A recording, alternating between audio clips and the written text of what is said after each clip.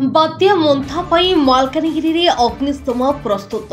मालकानगिरी जिले में संभाव्य बात्या पई वर्तमान अग्निशम विभाग 9 गोटी टीम प्रस्तुत थिबा बेले आउ 3टी टीम आसुथबा कहउछंती मालकानगिरी जिला अग्निशम विभाग अधिकारी कमल कुमार गौड़।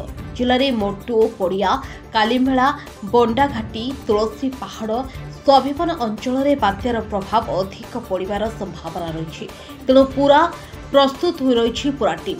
जिले में बन्या परिस्थिति मुकाबला पाई जिला प्रशासन सबु विभाग कर्मचारी और ऑफिसर को 24 घंटा अलर्ट रहिबाको निर्देश देइछन्ति। गत 26 तारिख रु आसंता 23 तारिख पर्यंत सबु कर्मचारी छुट्टी बातिल करा जायछि। एने अग्निशम विभाग अधिकारी कमल लोचन गौड़ अधिक सूचना देइछन्ति। देखंतु हमरो मालकानगिरी जेमति साइक्लोन थ्रेट अछि तो सेति पई हमरो जिल्लार समस्त फायर स्टेशन को हाई अलर्ट रखाइछि। ता संगे हमरो टोटल 9टा फायर टीम तैयार कराइछि जिला भितरु।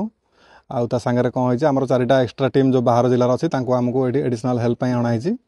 तो हमरो टोटल 13टा टीम काम करबो साइक्लोन रे। तो हम पाखे सफिशिएंट अमाउंट रे हमरो पावर सो अछि।